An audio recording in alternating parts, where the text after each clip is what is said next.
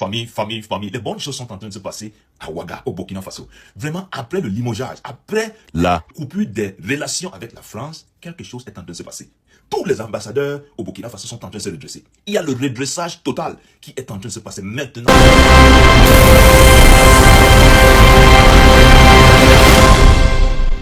Suivez les informations en Afrique et partout dans le monde en temps réel sur la chaîne Tony. Et avant toute chose, likez, abonnez et surtout activez la cloche de notification pour ne rien louper. Aujourd'hui, je vais vous partager une nouvelle vidéo. Famille, les bonnes choses sont en train de se passer à Ouaga, au Burkina Faso. Vraiment, après le limogeage, après la coupure des relations avec la France, quelque chose est en train de se passer. Tous les ambassadeurs au Burkina Faso sont en train de se redresser.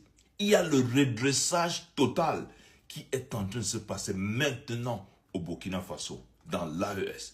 Hier dimanche, quand l'ambassade des États-Unis au Burkina Faso commémorait leur 250e anniversaire, leurs ambassadrices a déclaré qu'ils sont dédiés à coopérer avec le Burkina Faso en respectant leur souveraineté totale et en respectant le choix économique de l'État du Burkina Faso sans l'ingérence. Ce n'est pas le redressage, ça? Est-ce que c'est ce même langage que les ambassades des États-Unis tiennent dans d'autres pays africains? Dites-moi. Donc, le Burkina Faso, les pays de l'AES sont en train de redresser tout le monde. Tous ceux qui veulent rester dans cette sous-région-là, l'AES, vous êtes obligés à se redresser ou bien on va vous foutre dehors. Ce ne serait pas la fenêtre, même pas la porte, ce ne serait pas la fenêtre qu'on va vous balancer dehors. Vraiment, chapeau à IB, chapeau à nos vaillants dirigeants de l'AES. Et ce n'était pas fini. Le ministre des Affaires étrangères, Karamako Jean-Marie, leur a dit que nous remercions le fait que vous avez reconnu notre souveraineté.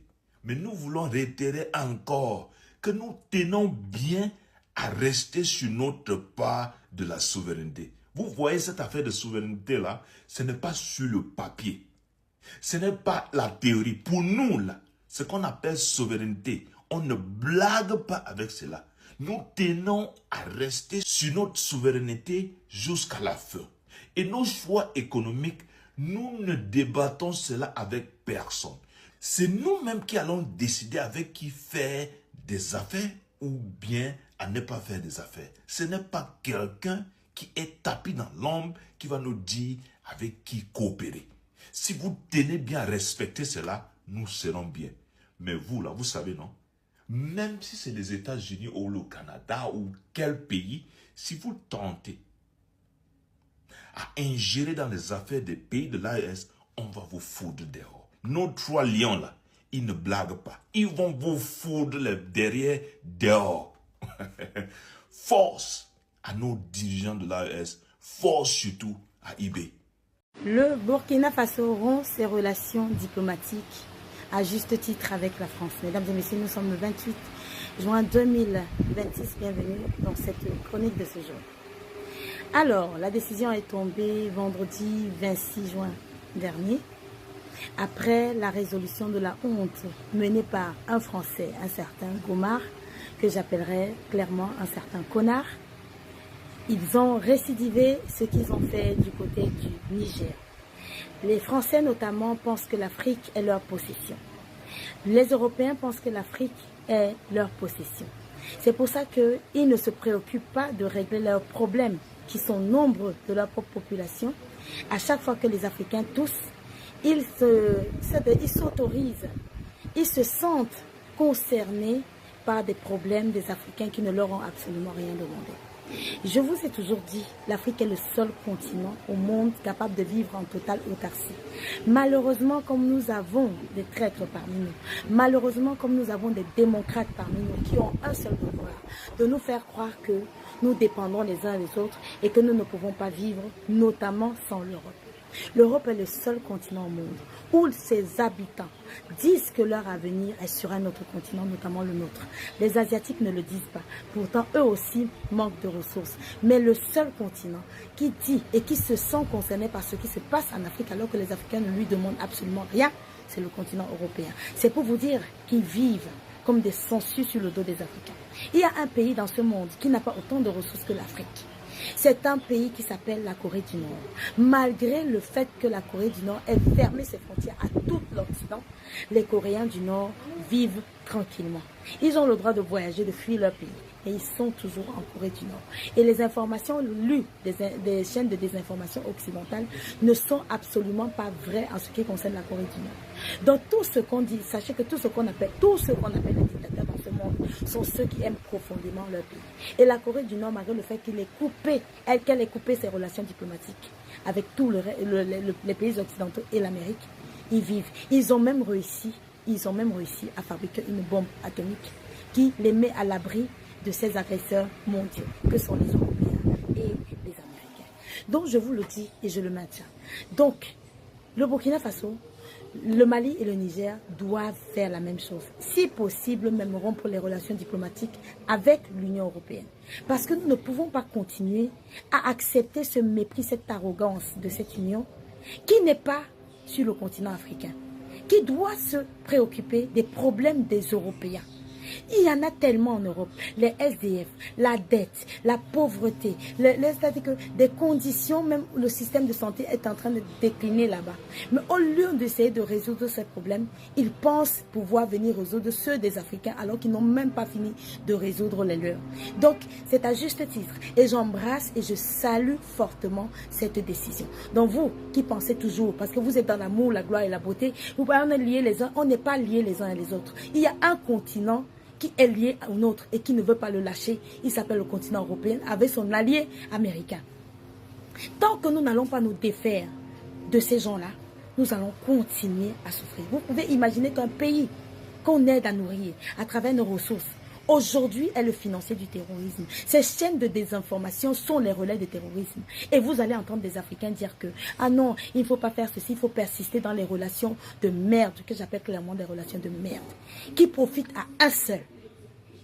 Qui profitent à un seul. » Donc, le Burkina Faso, je salue la décision courageuse. Et j'espère que le Mali et le Niger suivront. Nous n'avons pas besoin de l'Europe, c'est l'Europe qui a besoin de l'Afrique. Je le répète, nous n'avons pas besoin de l'Europe, c'est l'Europe qui a besoin de l'Afrique. Nous n'avons pas besoin de l'Europe, c'est l'Europe qui a besoin de l'Afrique. Et tant que cette Europe ne nous respectera pas, continuera de s'ingérer dans nos affaires internes, et ceci au su de tout le monde, et que ces Africains continuent d'aider les Européens à nous affaiblir. Parce que lorsque nous nous levons pour nous battre, vous allez voir des organisations africaines noires, d'avocats, se lever pour aller encore s'attaquer à nos dirigeants de l'AES, notamment ce qui s'est passé dernièrement avec le Burkina Faso, où une organisation des avocats africains s'est jointe à une organisation française et suisse contre le Burkina Faso. Mais lorsque nous sommes menacés, aucun avocat, aucun Africain ne se lève pour dire aujourd'hui là, assez c'est assez, déposer plainte contre ces gens. C'est de l'ingérence pure et simple. Les gens qui n'ont pas fini de résoudre leurs problèmes disent qu'ils vont venir résoudre les problèmes des Africains qui ne leur ont absolument rien demandé. Et ils le font avec une telle arrogance qu'aujourd'hui, sachant qu'ils ont perdu le Sahel, ils ont décidé d'être les relais des terroristes. Donc j'espère que l'Union européenne même, on va couper les relations avec eux. Parce que trop c'est trop. Merci beaucoup. Mais moi je dis, ce Macron-là, est-ce qu'il parle le français ou il parle, comment on appelle ça, Beijing? En fait, le français de la rue, quoi. Décision unilatérale. Qu'est-ce qu'une décision unilatérale? Une décision est unilatérale lorsque, pour prendre la décision, vous devez vous concerter avec l'autre ou les autres. C'est-à-dire que, le cas échéant, le capitaine Traoré ne pouvait prendre la décision qu'après avoir discuté avec Macron. Oui, une décision unilatérale, on parle de décision unilatérale quand on n'a pas le droit de prendre la décision seul. Quand la règle, c'est que pour prendre cette décision, il faut qu'on soit ensemble. D'abord, il faut qu'on décide ensemble. Ce n'est pas une seule personne qui doit prendre une décision. Donc, quand Macron vous dit que c'est une décision unilatérale, c'est qu'il est vraiment con. Les amis, attendez. Il dit que la décision de Traoré, c'est une décision unilatérale. Oh, un bon Macron, c'est une décision unilatérale? Ok. Donc, qu'est-ce qu'il fallait qu'il fasse? Parce que le contraire de unilatéral, c'est unanime. Donc, Macron pense que pour gérer le Burkina Faso, lui, il a un mot à dire dans la gestion du Burkina Faso. Si on n'est pas con, on ne peut pas employer ce genre de terme. Et surtout, si on respecte la souveraineté des États, on ne peut pas employer ce genre de terme. Et vous voyez bien que, en fait, le président Traoré a raison sur toute la ligne, à 100%. Oui. Parce que Macron s'est toujours dit, a toujours pensé dans sa petite cabosse là, que lui, il a un droit de veto sur les décisions prises dans les pays africains. C'est-à-dire que quand un pays africain veut prendre une décision, il doit le consulter. Ils doivent s'asseoir ensemble et puis décider ensemble. C'est pour ça que vous voyez que Macron, chaque fois qu'il y a un problème en Afrique, lui, il apporte sa solution. Il dit non, vous savez ça, là, on va résoudre ça comme ceci. Ça, on va faire comme cela. Dans les conflits, que ce soit en RDC, en Côte d'Ivoire, un peu partout, c'est pareil.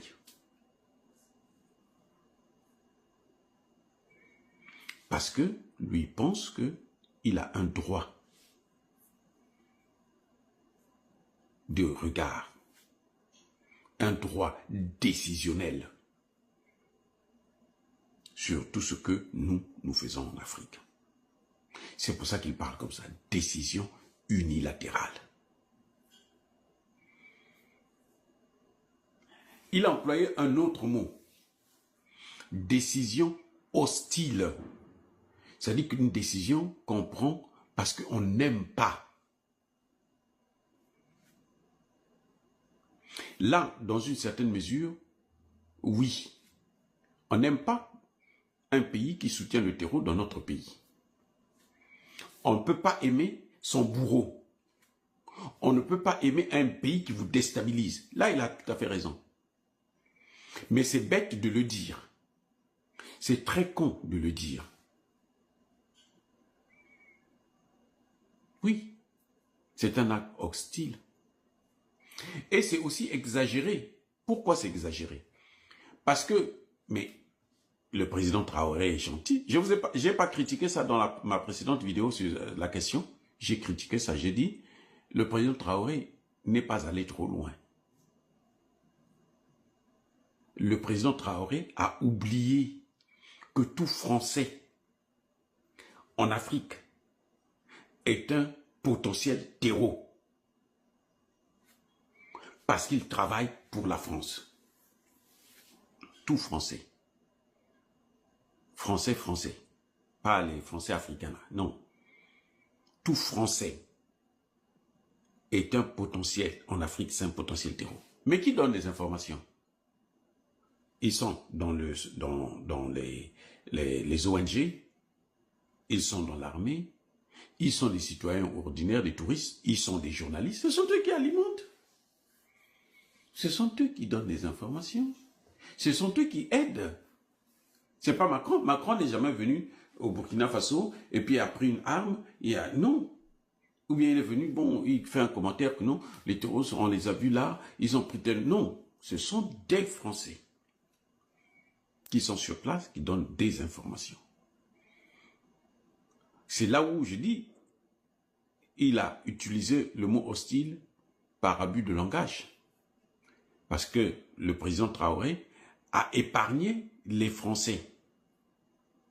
Et moi, je disais dans ma précédente vidéo, dans un cas comme celui-là, le président Traoré n'a même pas à justifier pourquoi. Il n'a même pas besoin de parler des Français. Il dit seulement, je suspends les relations diplomatiques avec la France, c'est tout. Les Burkinabés et les Africains sauront ce qu'il a dit et sauront quel est leur rôle à jouer, qu'est-ce qu'ils vont faire pour implémenter cette décision. Oui, c'est ça justement le problème. Parce que justement, comme c'est un Macron, ben, un Macron, il est con, hein. Voilà, et il ajoute une décision infondée. Là, c'est une insulte maintenant, carrément. Une décision infondée, c'est comme s'il pensait que pour lui, c'est une décision qui n'est pas fondée sur quelque chose, sans raison. Le président Traoré s'est levé comme ça, il dit, bon, Macron, je ne veux plus te voir ici, je ne veux plus parler avec toi. On arrête les relations diplomatiques. Quelqu'un qui veut construire ne parle pas comme ça, avec de tels termes. Là, bon, vous voyez bien, maintenant, il est en train de sortir ce qu'il a de réel. Vous voyez bien la personne. On peut maintenant le dessiner. Physiquement et moralement, on peut le dessiner. On peut maintenant voir ses limites. On peut maintenant voir son vrai visage. Décision infondée, c'est une insulte. Hein? C'est comme s'il disait que c'est une décision irréfléchie. Il n'a pas réfléchi. Pour Macron, il faut que le Burkina Faso accepte de subir le terreau que lui, Macron, est en train d'alimenter au Burkina. C'est ça qu'il est en train de dire. Il faut qu'ils prennent, hein, qu'ils acceptent leur souffrance. C'est comme on demande à l'Iran. L'Iran a des missiles balistiques. Ce n'est pas interdit par le droit international.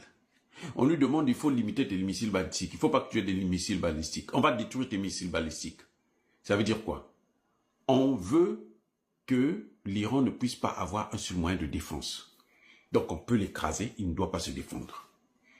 C'est ce que Macron est en train de faire. Décision infondée. Parce qu'il pense que le capitaine Traoré est devenu dingue, comme lui. J'ai une question qui me taraude, qui me turlupine. Une question qui me travaille depuis ce matin à cause de deux informations qui sont rentrées dans mon système mental, intellectuel et spirituel. Ces deux informations, l'une vient du chef de l'État de la République du Mali, son Excellence, Monsieur le Général d'Armée, Assimi Goïta, président de la transition de la République du Mali. Et l'autre information me vient du ministère des Affaires étrangères de la Fédération de Russie. Et ces deux informations me disent la même chose. Au sortir de la célébration de la prière solennelle de l'Aïd aujourd'hui, le président Assimi Goïta a fait une courte déclaration. Et dans cette courte déclaration, il a énoncé la nature de l'agression que subit le Mali, le Sahel et l'Afrique en ce 21e siècle. J'ai été frappé par le nombre de références au terrorisme que le président Assimi Goïta, chef de l'État du Mali, a utilisé. Il a parlé du terrorisme politique, du terrorisme diplomatique, du terrorisme médiatique, du terrorisme économique, du terrorisme international. Et il a expliqué que tout ce terrorisme n'a qu'un seul objectif, dépouiller l'Afrique de ses ressources naturelles stratégiques. En 2 minutes, le président Assimi Goïta a résumé à tout Africain et à tout Africain sincère la situation de l'Afrique dans le monde. L'autre élément qui m'amène à vous parler ce soir nous a été délivré par le ministère des Affaires étrangères de la Fédération de Russie. À travers, d'abord, le ministre des Affaires étrangères de la Fédération de Russie, l'inénarrable Sergueï Sergueïevitch Lavrov. Et la directrice centrale du ministère des Affaires étrangères, Madame Maria Zakharova. Ces deux hauts responsables de la diplomatie russe nous disent que selon les informations à leur disposition, le continent africain assiste actuellement à un afflux de terroristes internationaux venus d'Amérique, d'Europe et du Moyen-Orient vers le territoire africain. La Fédération de Russie alerte la communauté mondiale que la concentration de terroristes déversés ces derniers mois sur l'Afrique est anormalement élevée et que cela est le signe que quelque chose de grave se prépare. Voilà pourquoi je me permets de rappeler deux choses que nous ont dites deux autres chefs d'État éclairants de ce temps.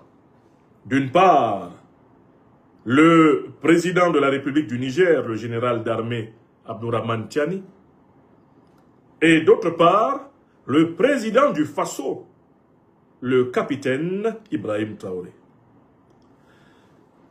Le général d'armée Abdourahmane Tiani, président de la République du Niger, n'a eu de cesse de nous prévenir que les puissances de l'OTAN, les puissances de l'Union européenne et leurs alliés du Moyen-Orient veulent à tout prix redécouper le continent africain en une multitude de califats sur le modèle de l'Afghanistan. Le président Abdourahmane Tiani a été d'une précision de métronome, en décrivant d'ailleurs, pour ce qui concerne le Mali par exemple, les 3 ou 4 califats qui ont été prévus à Washington, à Bruxelles et à Paris. Sous couvert de vouloir imposer une nouvelle version de l'islam aux Africains, en réalité, c'est l'impérialisme occidental, c'est-à-dire américain, européen et moyen-oriental qui avance. Nos propres travaux scientifiques qui ont été condensés dans l'ouvrage de référence « L'impérial terrorisme » vous ont mis à l'abri du doute sur ce sujet. Partagez massivement cette émission. Ils font tout pour m'empêcher de continuer à vous parler sur YouTube, sur Facebook et sur TikTok. J'en profite d'ailleurs pour saluer notre sœur bien-aimée combattante panafricaine, Nathalie Yamb, qui vient de voir son compte TikTok interdit dans la totalité des pays européens. Précisément parce que le Festival des vérités crues qu'elle déverse pour éveiller et libérer les consciences populaires européennes ne plaît pas aux voyous, aux grands criminels qui aujourd'hui dirigent l'oligarchie occidentale. Force et courage à toi, chère camarade Nathalie Yamb. Ils ne pourront pas éteindre la lumière. Ils ne pourront pas mettre un terme à ce temps du Verseau. Ils ne pourront pas empêcher le témbninien de nos ancêtres Bassa Bantou. Tenons bon et face à l'adversité, redoublons de génie, de résilience et rebondissons par tous les moyens possibles afin que la lumière partout jaillisse. Je reviens à mon propos. Le président Abdourahmane Tiani a expliqué en long et en large les plans de l'OTAN, les plans de l'Union européenne et les plans de la junte néocolonialiste et terroriste française de Macron contre la sous-région d'Afrique subsaharienne. Il y a un homme qui quant à lui a utilisé une métaphore qui sera à jamais gravée dans nos mémoires pour décrire ce qui se prépare. C'est le président du Faso, son Excellence, le capitaine Ibrahim Traoré. Il a dit que nous allions entrer dans l'hiver noir. Qu'est-ce que c'est que l'hiver noir? C'est une immense attaque coordonnée par les grandes puissances occidentales et moyen-orientales avec leurs sous-fifres, leurs valets, leurs nègres de maison locaux pour tenter de resoumettre l'Afrique à l'ordre hégémonique occidental et moyen-oriental, comme cela a été le cas ces 600 dernières années. Les faits dont je suis en train de vous parler sont très graves. La Fédération de Russie a documenté statistiquement une augmentation de plus de 200% du nombre de personnes, donc de mercenaires, financés, armés, médiatisés, organisés, structurés, encadrés par des instructeurs occidentaux, européens, français, ukrainiens, pour combattre l'Afrique.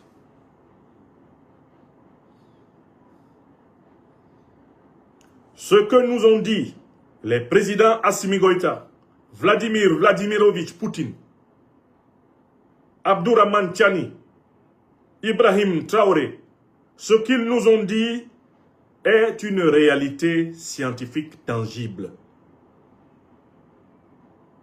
La preuve, la dernière grande attaque massive menée par les terroristes contre un pays africain s'est déroulée ici au Mali, et c'est la première fois dans toute l'histoire de l'Afrique au XXIe siècle que les terroristes attaquent avec une armée de 12 000 personnes. Aucun pays africain, depuis que le phénomène terroriste a commencé, notamment après le saccage de la Libye du guide Muammar el-Kadhafi en 2011, aucun pays africain n'a été attaqué après l'assassinat de Kadhafi. Aucun pays africain n'a été attaqué simultanément par une armée de 12 000 hommes d'origine internationale. Il est important que vous sachiez que ceux qui ont attaqué le Mali ne sont qu'à moins de 20% des citoyens maliens. La horde qui a attaqué le Mali le 25 avril était composée au maximum de 20% de Maliens. C'est une armée internationale terroriste qui a attaqué le Mali. Et c'est l'une des raisons qui explique la complexité, la coordination et la puissance de l'attaque. Les hommes qui ont porté le fer contre l'armée malienne venaient de toute la bande sahélienne. Ils venaient d'Amérique, ils venaient d'Europe, de France, ils venaient d'Ukraine, c'est-à-dire d'Europe de l'Est. Ils venaient du Moyen-Orient, c'est-à-dire des monarchies pétrolières alliées des États-Unis dans le Golfe. C'est une véritable internationale terroriste qui a attaqué le Mali. Et c'est cette internationale terroriste qui veut attaquer massivement tout le continent africain. C'est cela que le président Ibrahim Traoré a appelé l'hiver noir. Moi, j'étais là quand il utilisait pour la première fois cette métaphore. J'étais même à Ouagadougou quand il utilisait pour la première fois cette métaphore. Les gens prenaient cela pour une boutade, pour une charade. Les gens prenaient cela pour une petite bravade ou une manière de jouer à l'énigmatique. Alors que le président du Faso était en train de nous donner le mot de passe. Aujourd'hui, l'information est scientifiquement établie. L'Afrique est bel et bien l'objet d'un projet coordonné, mûri de recolonisation. Ce projet a été pensé par l'Occident dans sa nébuleuse fondamentale militaro-politique de l'OTAN et il s'applique par l'Union européenne, il s'applique par les puissances coloniales, néocoloniales et bien occidentales. Pour ce qui concerne la sous-région d'Afrique dite francophone, ce projet est mis en œuvre d'une manière scrupuleuse, rigoureuse, violente et déterminée par la France.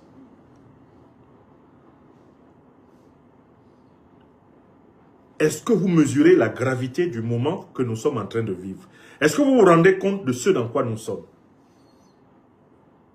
Nos parents et nos grands-parents, voire nos arrière-grands-parents ont connu la colonisation. Ils nous l'ont raconté. Nous qui sommes nés dans les années 70, nous n'avons pas connu la colonisation. Nous l'avons reçue par les témoignages de nos parents. Nous l'avons aussi reçue sous forme de traumatisme. Car en fait, les traumatismes vécus par les générations précédentes se transmettent dans la psychologie des générations suivantes. C'est un fait scientifique établi. Mais là, ce à quoi nous assistons, c'est que ce qu'on a fait il y a 600 ans à nos ancêtres, les capturer et les amener comme des marchandises en Europe et en Amérique, ce qu'on a fait à nos ancêtres il y a 300 ans, venir sur notre continent natal, soumettre des hommes à l'esclavage, les mettre au travail pour enrichir l'Amérique et enrichir l'Europe et le Moyen-Orient, on veut absolument nous imposer le même schéma au XXIe siècle. Nous qui sommes vivants sur la terre des hommes au XXIe siècle et qui sommes africains, nous sommes littéralement braqués par l'Amérique. Nous sommes braqués par l'Europe. Nous sommes braqués par la France qui nous disent « Vous nous donnez vos matières premières à nos conditions où nous vous faisons la peau. » Nous sommes braqués par le Moyen-Orient, braqués par l'Europe, braqués par la France, braqués par l'Amérique qui nous disent « Vous nous donnez vos matières premières aux conditions que nous voulons où nous vous faisons la peau. » C'est ça le langage. D'ailleurs, Donald Trump a utilisé ce langage de manière très intéressante contre le sultanat d'Oman. Le sultanat d'Oman qui vient de passer un accord commercial privilégié avec la République d'Iran. Donald Trump a dit, si le sultanat d'Oman ne se comporte pas correctement, nous allons les bombarder. Et c'est ce qu'il a dit au Venezuela pour attaquer le Venezuela. Et c'est ce qu'il dit à Cuba pour attaquer le Cuba. Et c'est pour cela qu'il attaque l'Iran. C'est pour cela qu'ils ont attaqué l'Irak. C'est pour ça qu'ils ont attaqué l'Afghanistan. C'est pour ça qu'ils ont attaqué la Serbie. C'est pour ça qu'ils attaquent la Russie. Si vous ne nous donnez pas vos richesses, nous allons vous faire la guerre. Voilà 5 sources étatiques qui nous donnent la même information. L'Afrique est une cible privilégiée du terrorisme international occidental et moyen-oriental. Et ce n'est pas simplement une cible au sens générique du terme, c'est une cible effective, car l'Occident et le Moyen-Orient sont en train d'augmenter les effectifs militaires, les effectifs terroristes pour nous attaquer.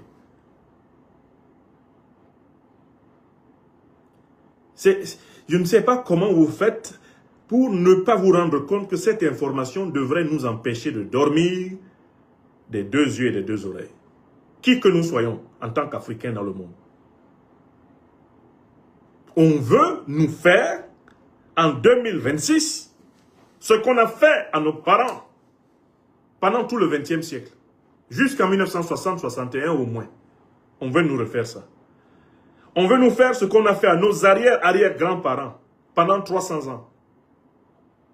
On veut nous maintenir dans le système du XVIe siècle. On veut nous ramener à zéro dedans. On veut imposer aux Africains d'être subalternes partout sur la terre. Subalternes en Amérique, subalternes en Europe, subalternes en Asie, mais aussi subalternes en Afrique. Est-ce que vous comprenez la gravité de ce qui se passe? Il y a de ces Africains et ces Africaines qui ont des pages sur les réseaux sociaux et qui se permettent de répéter le narratif et le justificatif occidental. Alors que les faits statistiques sont là. L'armée internationale terroriste est à nos portes. Elle nous affronte. Elle nous combat. Elle réussit déjà à éliminer des personnalités de premier rang. Comme on l'a vu à Bamako, le 25 avril 2026, avec l'assassinat du ministre d'État, ministre de la Défense, le général d'armée Sadio Kamara, à qui j'ai beaucoup pensé en cette journée de Tabaski. À lui, comme à toute sa famille, je leur dis mon union de prière, mon union d'affection, mon union d'espérance. Que le Tout-Puissant permette que ces êtres-là ne meurent jamais. Alors, j'ai voulu parler de ce sujet, pourquoi? Parce que je voudrais expliquer aux Africaines et aux Africains qui sont encore peut-être en retard. Pourquoi est-ce qu'il y a un afflux de terroristes dans le monde? Alors, j'ai préparé un raisonnement en 3 parties. Pour que vous compreniez pourquoi il y a un afflux de terroristes dans le monde, il y a 3 parties, il y a 3 arguments essentiels que vous devez maîtriser. Le premier élément, c'est quelle est la situation de l'homme dans le monde. Parce que si vous ne savez pas ce que nous, les hommes, on fait sur la terre, vous ne pouvez pas comprendre ce qui se passe. Quelle est la situation de l'homme dans le monde? Toute personne parmi nous qui n'a jamais réfléchi à cette question et qui n'a pas une réponse claire sur la situation de l'homme dans le monde. Qu'est-ce que l'homme fait sur la terre? Qu'est-ce que nous, les humains, nous faisons sur la terre? Si vous n'avez pas une réponse claire à cette question, vous ne pouvez rien comprendre en géopolitique, en géostratégie et en rien d'ailleurs. Deuxième partie, quelle est la situation de l'Afrique dans le monde? Laissons l'homme en général et dans la deuxième partie, on va s'intéresser à la situation de l'Afrique. Qu'est-ce que l'Afrique? Qui sommes-nous, nous les Africains? Qu'est-ce que nous représentons sur cette planète? Si nous ne savons pas ce que nous représentons, nous ne comprendrons pas pourquoi on veut notre peau. Pourquoi on veut que nous disparaissions? Pourquoi tant d'agressions contre nous? Si nous ne pouvons pas comprendre cela, alors il y a quelqu'un qui ne veut pas écouter ma conférence, il s'appelle Ed Capé, je le vire, puisque c'est un imbécile, je le vire de ma page TikTok. Vous n'êtes pas obligé de venir m'écouter. Si ce que je dis ne vous intéresse pas, pourquoi restez-vous là? Dégagez. Hop. Et vous me donnez le nom de toute personne qui ne veut pas écouter la conférence, qui vient là pour chicaner. Moi, je suis en train de parler d'une question de vie ou de mort d'une civilisation entière, d'un continent, d'une humanité. Je ne suis pas là pour faire plaisir à quelques imbéciles. Ed Capé, dégagez. Et donnez-moi le nom de toute autre personne qui est là pour essayer de se comporter comme un nègre de maison. Je vais virer cette personne sans état d'âme. Je ne suis pas en train d'aborder un sujet de plaisanterie. Donc, Ed Capé, déjà dégagé. Vous me trouvez qui d'autre est en train de se comporter de manière canine là, sur mes pages? Je le vire. Vive le créateur de l'option Blocato, Blocadamus, Blocatata, Blocamata, Bloqueto. C'est une bonne option. Mes émissions ne vous intéressent pas? Circulez. Allez voir ailleurs si j'y suis. Bon. Je reviens sur mon sujet parce que j'estime que c'est important que j'en parle. On va donc essayer de savoir quelle est la situation de l'homme en général dans le monde. Ensuite, quelle est la situation de l'Africain, nous les Africains là. Quelle est notre situation sur la Terre? Et enfin, qu'est-ce qui explique le terrorisme anti-africain? La persistance du terrorisme anti-africain. Pourquoi ces gens s'acharnent-ils contre nous? Oui, il faut qu'on comprenne. Parce qu'il y a des gens qui ne savent pas pourquoi on s'acharne contre les Africains. Il y a des gens qui sont là, non, bon, demandons pardon, ça va aller, etc. Non, mais est-ce que vous avez d'abord su? Vous savez d'abord pourquoi on vous en veut? Vous savez d'abord pourquoi on vous en veut? Si vous saviez au moins pourquoi on vous en veut, vous comprendriez pourquoi vous ne pourrez pas bénéficier de la pitié des criminels. Parce que beaucoup d'Africains se promènent encore là sur les réseaux sociaux et sur la terre en espérant que l'Amérique, l'Europe, l'Asie auront pitié d'eux. Un proverbe camerounais dit « Asia inodi help ». La pitié ne sauve pas. Si la pitié sauvait, cela se saurait. Nous avons toute l'histoire pour nous montrer que la pitié n'a pas empêché les pires tragédies de l'humanité. Bon, je commence très sérieusement maintenant ma démonstration. Première partie, quelle est la situation de l'homme dans le monde? L'homme est un être vivant qui, sur cette planète, est situé entre deux mondes. Le monde physique le monde matériel et le monde métaphysique, le monde spirituel. Ça, c'est le point de départ. Si vous ne savez pas cela, c'est que vous avez un problème d'humanité. Être un être humain, c'est être un être vivant qui participe à deux royaumes. Le royaume du visible, la matière, et le royaume de l'invisible, l'esprit. Exemple de manifestation du royaume du visible. Mon corps, vous pouvez vous tapoter vous-même. Hein? Cognez vos dents, la matière. Nous appartenons au monde matériel, comme les atomes, comme les pierres, comme les plantes, comme les autres animaux. Nous sommes faits de matière. Nous sommes faits de terre. Mais nous appartenons, nous les humains, aussi à un autre monde qu'on va appeler le monde de l'esprit. C'est pour ça, par exemple, que nous faisons des rêves. Je peux rêver que je me promène à New York. Je peux rêver que je suis en train de chevaucher sur le dos d'un phacochère. Je peux rêver que quelqu'un me poursuit, je ne sais pas, avec une guitare. Ces faits de rêve dont je viens de vous parler ne se déroulent pas sur le plan physique. La preuve, quand vous vous réveillez, vous ne voyez pas les événements que vous avez vus en rêve. Donc le rêve est la preuve que l'homme participe à un autre monde, qu'on appelle donc le monde mental, le monde de l'esprit. C'est pas compliqué. Si quelqu'un vous dit, est-ce que l'esprit existe? Demandez-lui, est-ce que vous rêvez? S'il dit oui, vous dites voilà. Si vous rêvez, c'est que l'esprit existe. L'esprit, c'est le monde du rêve. Or, nous les humains, les actes que nous posons là, ils sont déterminés par l'un ou l'autre de ces deux mondes. Par exemple, quand nous nous levons pour aller faire pipi, c'est le monde de la matière qui nous dit, si tu t'en vas pas faire pipi là, tu vas te mouiller, hein, c'est ton problème. Hein? Donc la matière nous parle. Quand nous avons par exemple faim, notre corps nous exige de lui donner à manger. N'est-ce pas? Mais nous avons aussi d'autres désirs. Par exemple, le désir d'aimer. Par exemple, le désir d'apprendre. Par exemple, le désir de partager, le désir de comprendre, qui ne sont pas des désirs strictement biologiques ou physiques. On va les appeler des désirs métaphysiques. Donc l'homme, il appartient à ces deux mondes. Je parle toujours de l'homme. Hein. On reste au niveau de l'homme. Je vous fais une petite métaphysique en résumé de l'homme. Maintenant, face à cette double appartenance, le monde de la matière, qu'on peut appeler le monde de la terre, et le monde de l'esprit, qu'on peut appeler le monde du ciel, chaque homme, à chaque instant, prend une décision. Parce qu'en chaque homme, la nature, N majuscule, ou si vous voulez Dieu, a placé un pouvoir qui s'appelle le libre arbitre. C'est un pouvoir limité, mais c'est quand même un pouvoir de choix. C'est le pouvoir d'orienter ses désirs.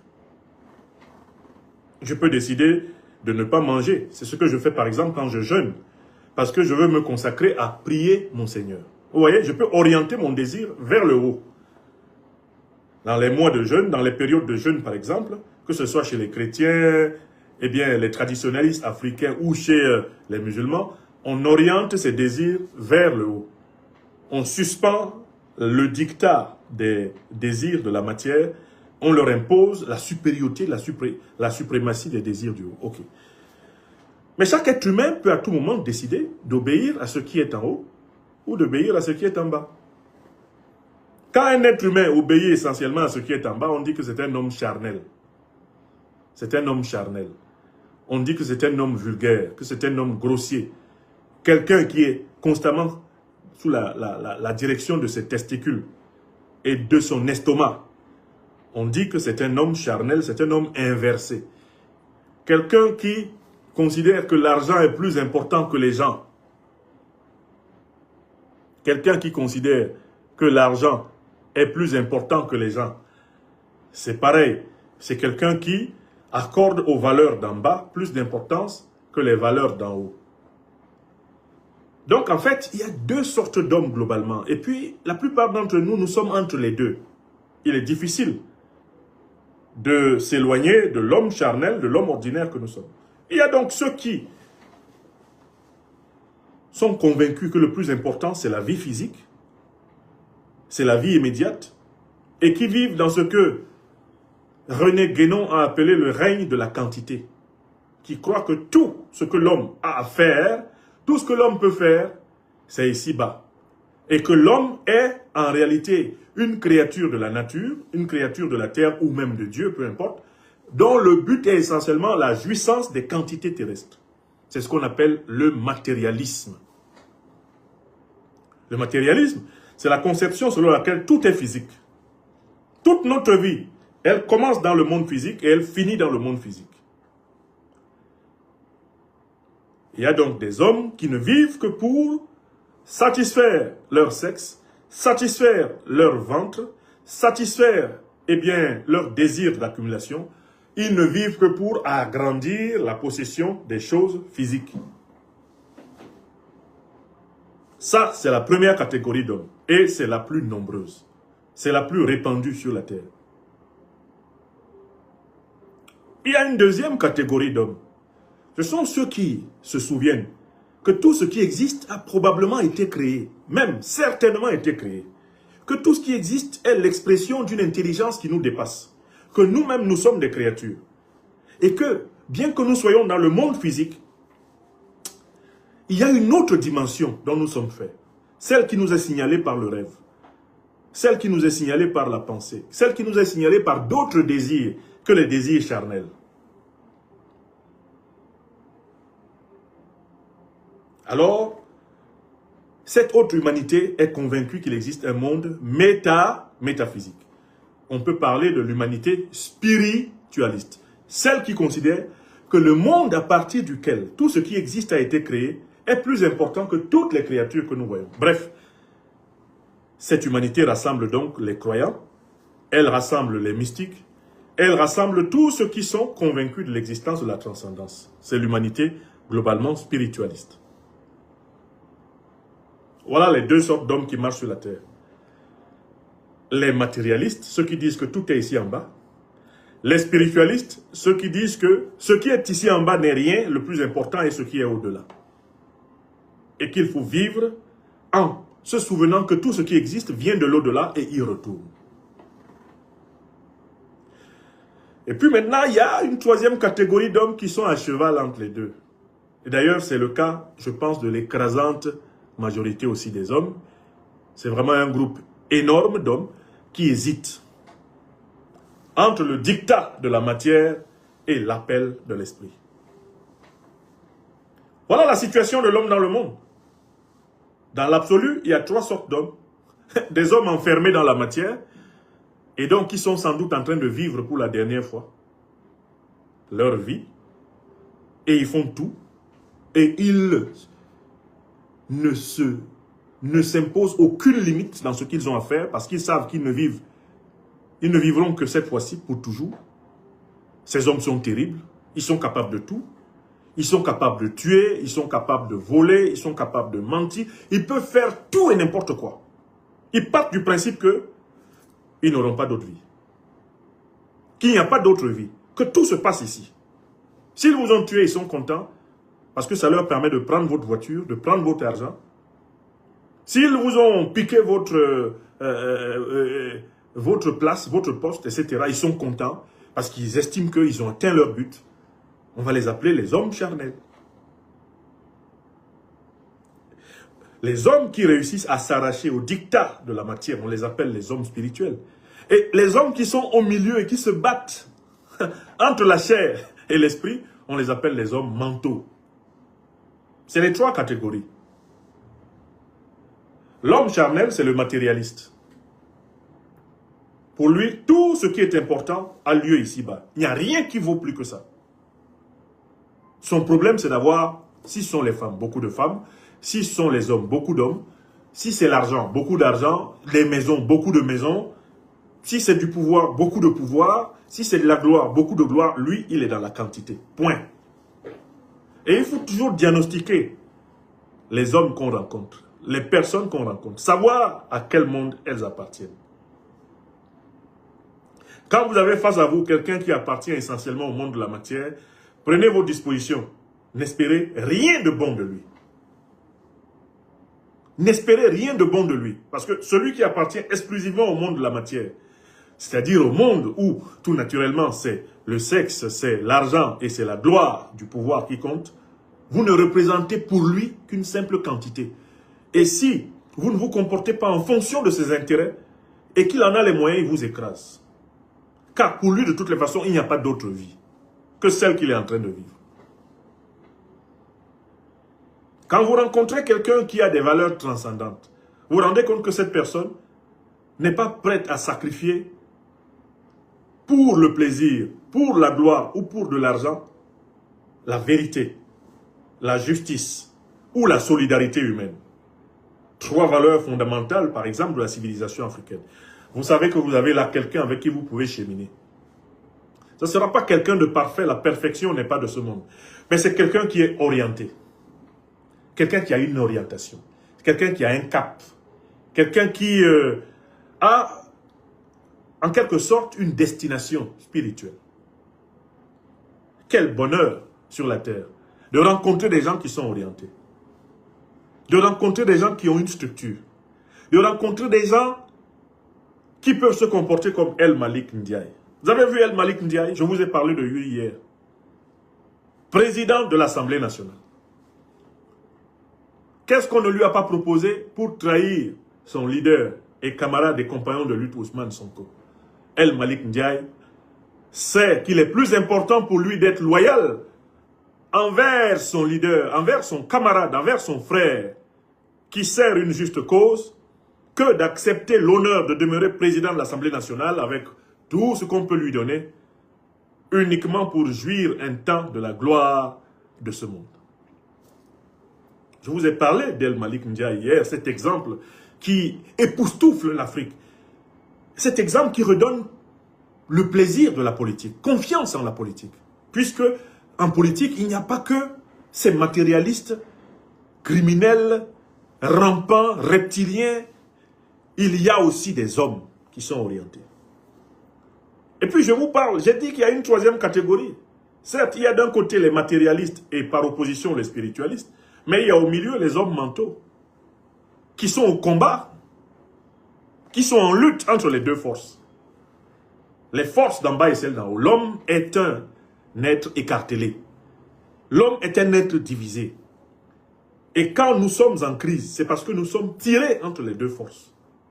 Quand vous vous sentez vraiment mal sur le plan mental, parce que vous êtes dans une situation dont vous estimez qu'elle ne correspond pas matériellement à ce que vous voulez, mais elle ne correspond pas non plus à votre idéal, au but que vous vous fixez dans la vie, vous êtes dans le combat de l'homme mental. Voilà la situation de l'homme dans le monde. Alors, l'homme spirituel est convaincu que il y a la matière de ce corps, mais il y a un principe qui est potentiellement immortel et éternel qui s'appelle l'âme. Et que sous la forme de l'âme, nous qui sommes ici rassemblés, vous êtes déjà près de 25 000 ou 15 ou 20 000 en direct de cette émission, nous qui sommes ici rassemblés, sur le plan de l'âme, il sera possible que nous soyons admis, si Dieu Tout-Puissant le souhaite, l'être suprême le souhaite, que nous soyons admis dans d'autres formes de vie, après la vie terrestre.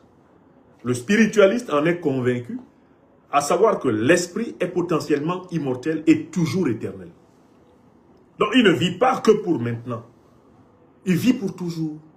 Et ce qu'il fait, il le fait afin que ce qui doit être pour toujours soit. Voilà la situation de l'homme dans le monde. Quand nous sortons de nos maisons pour aller dans la cité, pour faire de la politique, nous rencontrons donc ces 3 catégories.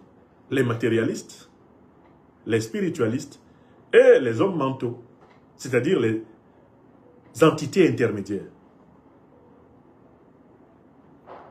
Et quand vous vous mettez à faire de la politique, vous êtes donc obligé de faire de la politique avec la catégorie 1, qui est la plus nombreuse, la plus massive, puisque nous venons tous de la nuit de la matière, où nous avons oublié qu'à l'origine, nous avons été créés par l'esprit.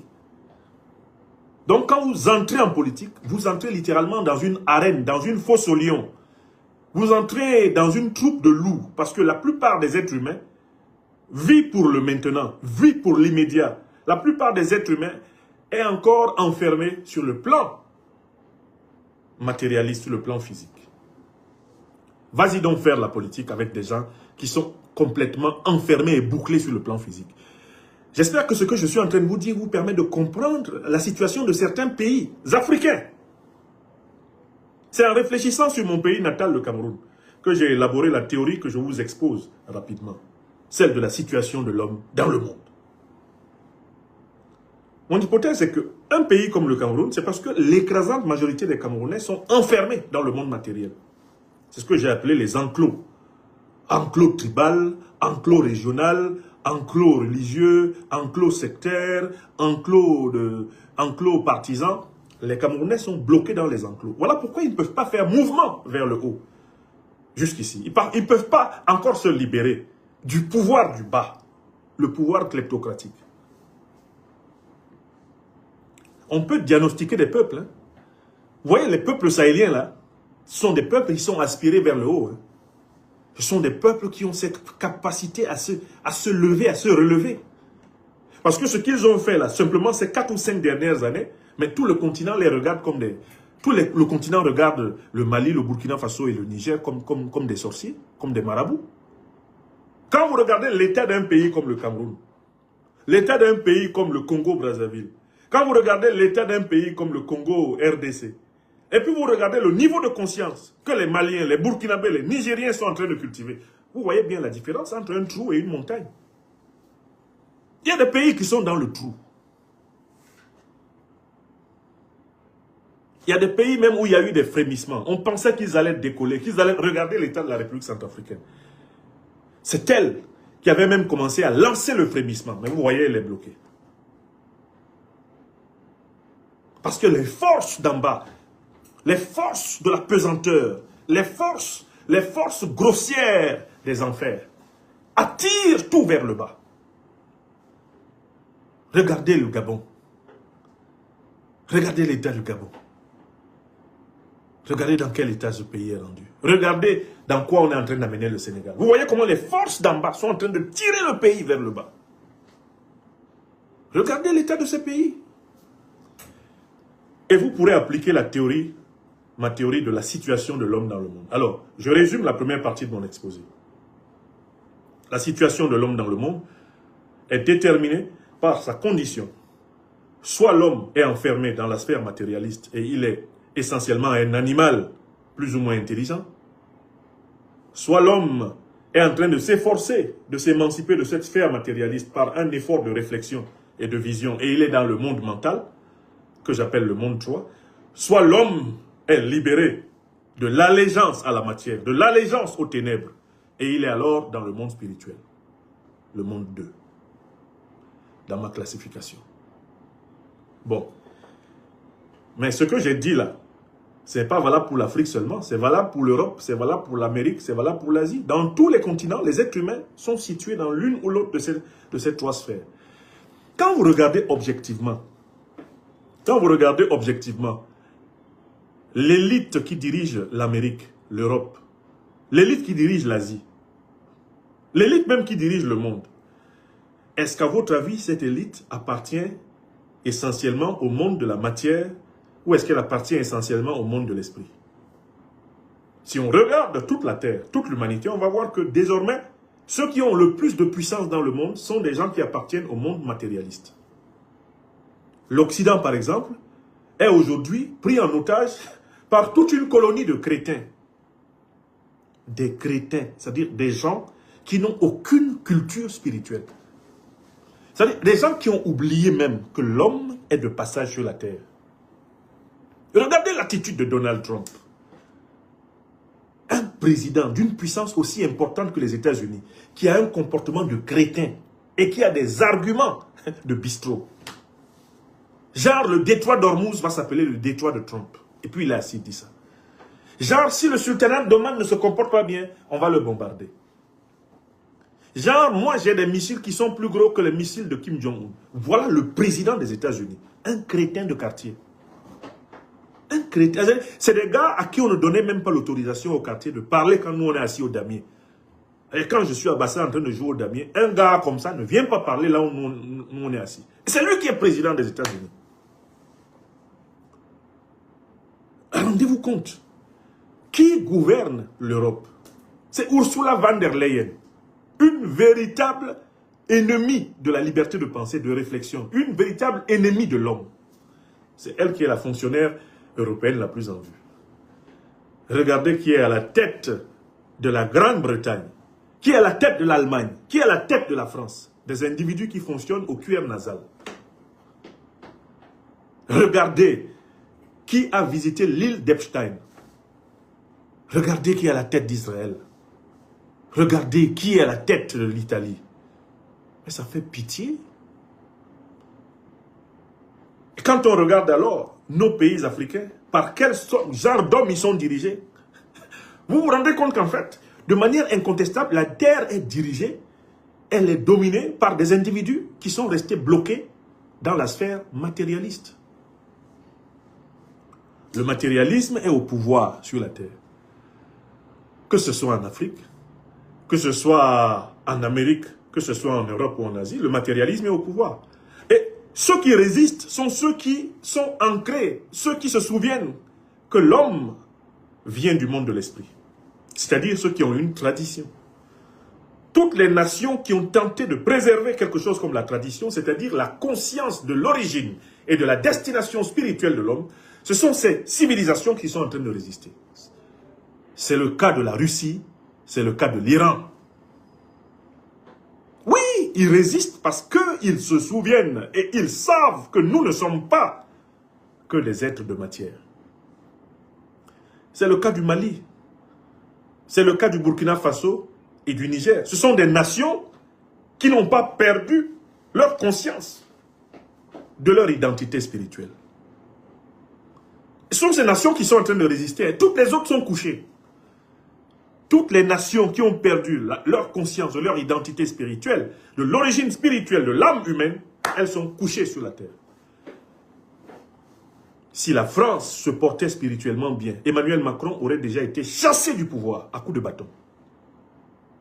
Si le peuple français se portait spirituellement bien, s'il n'était pas en pleine défaillance, en pleine dépression spirituelle, un type comme Macron n'aurait jamais été, soi-disant, élu président de la République. Et même s'il avait été élu, il aurait été déposé. Dans mon pays natal, le Cameroun, si nous nous portions collectivement bien sur le plan spirituel, Biya n'aurait pas fait 43 ans là. On a, d'une certaine façon, sur la terre, les dirigeants qu'on mérite. Puisque nous nous permettons de permettre que des gens qui n'ont aucune conscience de l'origine et de la destination spirituelle de l'homme nous commandent.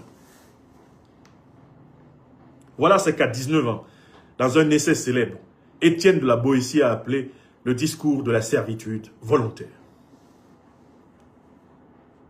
C'est pas possible. Comment une telle ribambelle de chrétiens peut commander sur la planète? Parce que moi, par exemple, là, citoyen adoptif de France, je me suis assis comme ça un jour, j'ai regardé Sarkozy.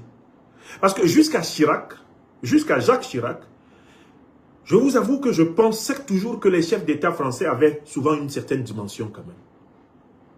Une espèce de dimension qui venait du fait qu'ils avaient reçu une éducation à la culture spirituelle. Vraiment, franchement, jusqu'à Chirac, je me disais que, alors que Chirac est une superbe crapule, mais il y avait quand même quelque chose dans un président français, quelque chose de présidentiable, quelque chose de présidentiel. Mais depuis l'arrivée de ce type de Sarkozy, de Nagui Bokcha, j'ai vu arriver à la tête de la France des gens que je n'accepterais même pas comme... Si c'est moi qui devais élire un maire dans ma commune, je ne voterai jamais pour des gens comme ça. Même pas pour une mairie. Même pas pour une mairie de 2000 hommes. Je ne voterai pour Sarkozy. Je ne voterai pour Hollande. Je ne voterai pour Macron. Des gens qui, en fait, ont perdu le contact avec l'essentiel de ce qui fait la valeur des gens, la valeur de la vie. Et observez les pays européens, observez les pays africains, observez les pays américains, les pays asiatiques. Il y a une ribambelle de crétins de cette nature, d'individus pervers. Des gens dont le but de la vie, c'est d'aller sur l'île d'Epstein pour faire des perversités et rentrer content chez eux. Voilà la sorte d'élite qu'on a sur la terre. D'où je conclus la première partie de mon propos, la situation de l'homme dans le monde. disons que la situation de l'homme dans le monde est très mauvaise parce que l'humanité est dirigée par des crétins. Ce sont les êtres humains les plus inversés. Ce sont les êtres humains les plus grossiers, les plus pervers qui détiennent le pouvoir. La terre est dirigée par les ténèbres, alors qu'elle devrait être dirigée par la lumière. Ce sont les êtres humains les plus arriérés qui sont parvenus au pouvoir, en Amérique, en Europe, en Afrique et en Asie. Voilà pourquoi la terre est folle. Voilà pourquoi l'humanité est menacée de disparition. Parce que nous sommes dirigés par des fous, des voyous. Nous sommes dirigés par des crétins.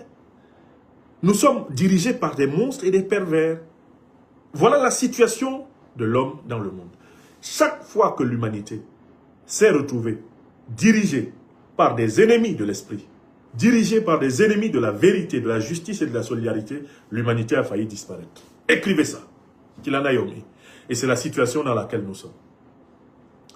Ils sont tellement fous, les Trump, les Macron, les Merz, les Starmer, les Bibi Netanyahu, qu'ils sont capables de provoquer une catastrophe nucléaire qui fasse disparaître toute l'espèce humaine.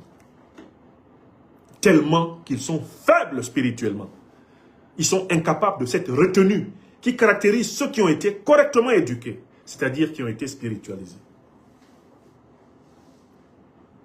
Alors, chacun d'entre nous est mis en demeure de choisir quel homme, quelle femme nous sommes et quel homme, quelle femme nous voulons être. Voulons-nous être, sommes-nous dédiés à la matière? Nous considérons-nous comme des marchandises, comme des choses? C'est la définition, par exemple, que, eh bien, Colbert, ministre du roi Louis XIV, a donné de l'Africain. Est-ce que nous sommes des marchandises? Est-ce que nous voulons être considérés comme des marchandises?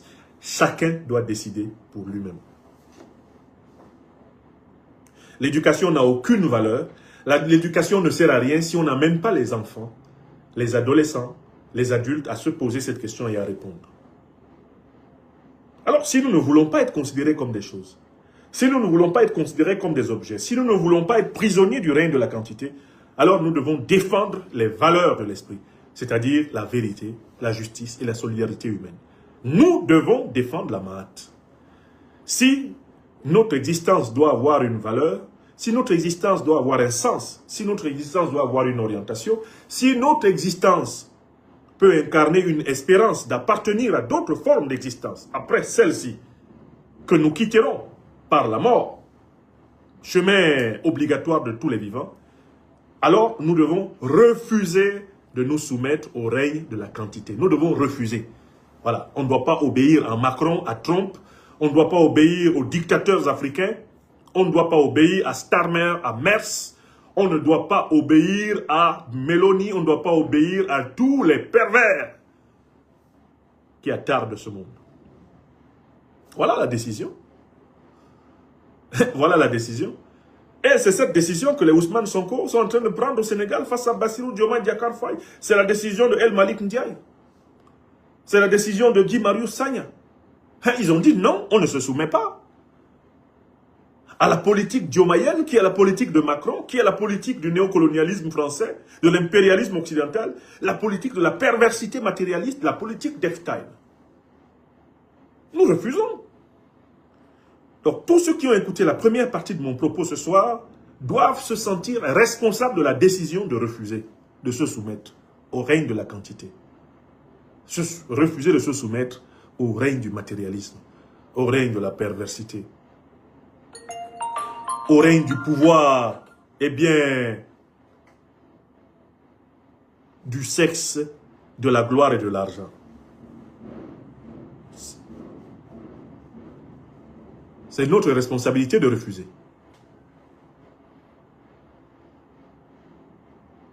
Très bien. Maintenant, deuxième partie. Quelle est la situation de l'Afrique dans le monde? Quelle est la situation de l'Afrique dans le monde? Il faut qu'on réponde à cette question-là. C'est extrêmement important. Permettez-moi simplement...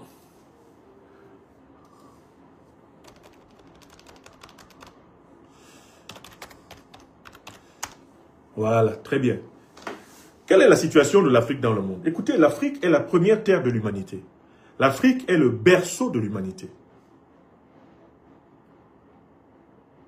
L'Afrique est le premier pays de tous les êtres humains sur la terre. En cela, l'Afrique est donc la terre sacrée et la première terre sainte de tous les hommes. Si les hommes étaient sérieux, ils auraient un respect obséquieux pour l'Afrique. Car c'est ici que Dieu, l'être suprême, l'énergie, le principe, le transcendant, le tout-puissant, c'est ici qu'il a créé l'homme. Chez nous, en Afrique. Si l'humanité se portait bien sur le plan spirituel, toute l'humanité considérerait l'Afrique comme sa première terre de pèlerinage. Mais l'humanité ne se porte pas bien spirituellement. Elle a oublié son origine spirituelle. Si l'humanité était consciente de son origine spirituelle, elle serait consciente que le Tout-Puissant a voulu qu'elle naisse en Afrique. L'Afrique, c'est la terre aînée de toutes les terres. Le continent aîné de tous les continents. L'Afrique est la civilisation aînée de toutes les civilisations. Elle est le berceau de toutes les civilisations. Et ce que je dis là, ce n'est pas une revendication narcissique. Je suis en train de vous donner une information scientifique. Toutes les sciences de la nature, toutes les sciences de l'esprit, toutes les sciences humaines s'accordent à établir que l'humanité a été créée sur notre continent. Que toutes les civilisations que vous voyez, que ce soit en Amérique, en Europe ou en Asie, toutes ces civilisations se sont inspirées à l'origine de la civilisation africaine. Bien sûr, la civilisation africaine aujourd'hui n'est pas la même que celle qu'il y avait il y a 6 000, il y a 7 000, il y a 8 000, il y a 10 000 ans. Les civilisations évoluent, certes, mais quelle que soit l'hypothèse que vous prenez, tout est parti d'Afrique. Le processus qu'on appelle dans la littérature scientifique l'hominisation, ce processus s'est entièrement déroulé en Afrique. C'est-à-dire que sur le sol africain, Dieu a fini de créer l'homme. Il a fini de créer l'homme. L'homme tel qu'on l'appelle dans la science aujourd'hui, c'est Homo sapiens sapiens. Eh bien, Homo sapiens sapiens, il a été formé en Afrique avant de migrer même sur les autres territoires. Toutes les étapes de la création de l'homme qui se sont déroulées en Afrique, ces étapes-là ont été les préalables pour que l'Amérique, l'Europe, l'Asie et toutes les îles soient peuplées. Comment le continent donc, qui est à la fois le berceau, la première terre, la terre sacrée et sainte de toute l'humanité par excellence, comment ce continent peut-il être le plus piétiné de tous? Je salue ici mon frère, le professeur Robert Ducé-Comlan, ministre togolais des Affaires étrangères, qui mène un plaidoyer très intéressant sur la représentation de l'Afrique sur la carte du monde, en montrant comment la carte Mercator est un mensonge sur l'Afrique. La représentation Mercator donne l'impression que l'Afrique a la même taille, par exemple, que le Groenland. Alors que l'Afrique est un continent plus grand que l'Amérique du Nord, plus grand que l'Europe et l'Asie mêlée. On peut mettre tous les continents dans l'Afrique et il reste encore de la place. Pourtant, dans la représentation, on a presque l'impression que l'Afrique est au moins aussi grande, voire même plus petite que l'Europe ou même que l'Asie. Ce qui est faux.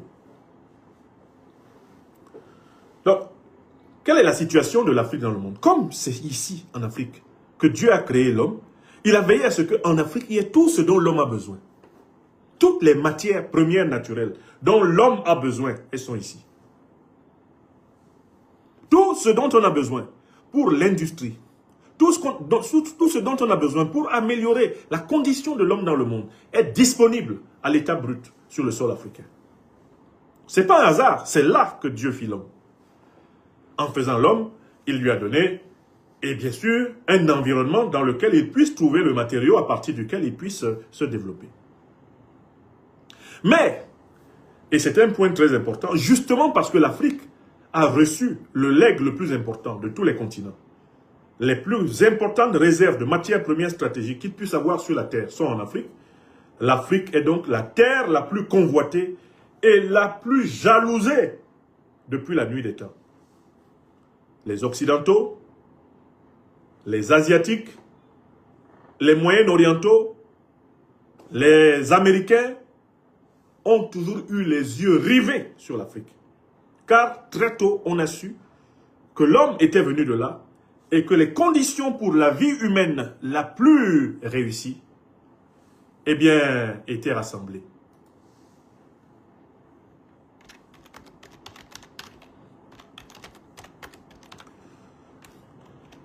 Voilà.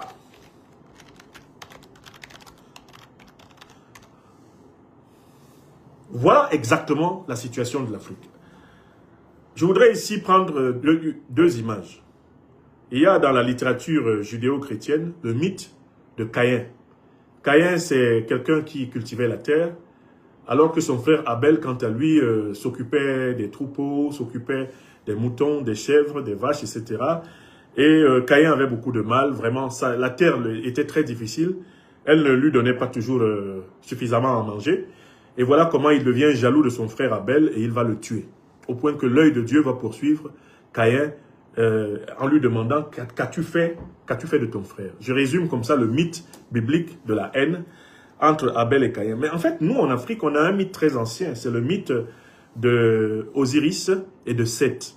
Seth, c'est un peu l'équivalent de Caïn. Seth, c'est longtemps avant d'ailleurs le mythe biblique. Seth, c'est l'incarnation du principe de division.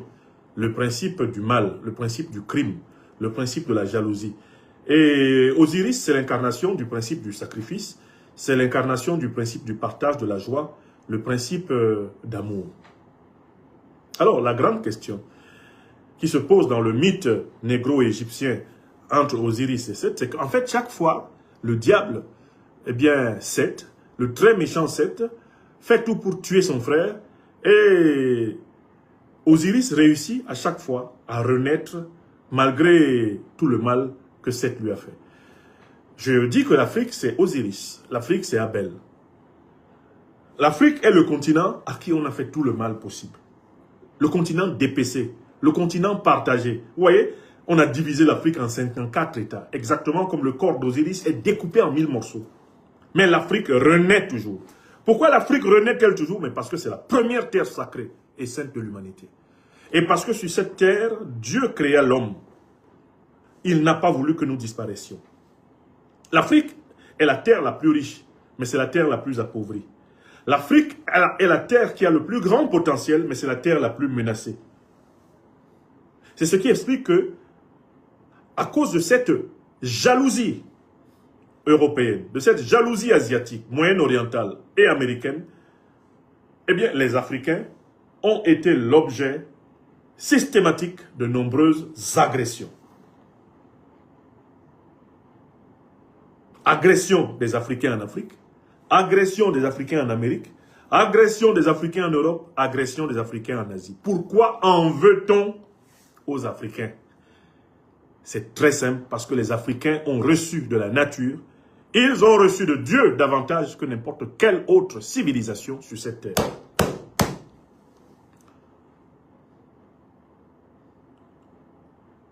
Et donc, la situation de l'Afrique dans le monde, c'est d'être le continent le plus convoité, le continent le plus agressé, le continent le plus assailli, le continent dont les ressortissants sont traqués afin d'être traités en subalterne en Europe, en Amérique, en Asie et même sur leur propre sol, l'Afrique. Les ennemis de l'Afrique sont allés jusqu'à imaginer, avec le premier ministre raciste d'Afrique du Sud, Forster, une Afrique sans les Africains. Forster a affirmé « L'Afrique sera un paradis pour l'homme blanc lorsqu'elle sera débarrassée de tous les Africains. » C'est ce projet qui est constamment à l'œuvre. Depuis que les autres peuples des autres continents se sont rendus compte que l'Afrique a ce qui leur manque. C'est très simple, l'Europe, elle n'a pas d'uranium, elle n'a pas d'or, elle n'a pas de manganèse, elle n'a pas de pétrole, elle n'a pas de gaz, elle n'a pas de coltan, elle n'a pas de lithium, elle n'a pas de café, elle n'a pas de cacao. L'Europe n'a pas de matière première stratégique dans son sous-sol. La partie la plus pauvre de la planète, c'est l'Europe. La partie la plus riche de la planète, c'est l'Afrique. Et il n'y a que deux possibilités pour les Occidentaux d'avoir des richesses. Première possibilité, travailler en bonne intelligence, négocier et commercer en bonne intelligence, en partenariat gagnant-gagnant avec les Africains. Deuxième hypothèse, détruire les Africains et voler leurs richesses. L'Occident choisit la deuxième hypothèse depuis 600 ans. Ils ne veulent pas réfléchir à un mode de coopération qui leur permettrait de vivre quand même, mais en respectant le fait que les richesses des Africains doivent d'abord profiter aux Africains. C'est un véritable problème métaphysique à l'échelle de la Terre. L'Occident se comporte comme si posséder des richesses naturelles est un crime de lèse-majesté. Pour les dirigeants occidentaux, les grands crétins qui dirigent aujourd'hui l'Occident, tout pays de ce monde qui possède des matières premières est en faute par rapport à eux. Donald Trump, Macron, Merz, Ursula von der Leyen, Meloni, Starmer, tout pays de ce monde qui possède des matières premières stratégiques est considéré comme un ennemi de l'Occident. Parce que l'Occident estime que Dieu a été injuste de donner ses richesses à ces pays et non pas à lui. L'Occident a le complexe de Caïn, dont je viens de vous parler. Il veut se venger de ce que Dieu n'a pas bien partagé. Vous savez, même dans la famille, dans la fratrie, quand un enfant estime que le père ou la mère donne plus à tel qu'à lui, ça peut créer des problèmes à celui à qui on donne.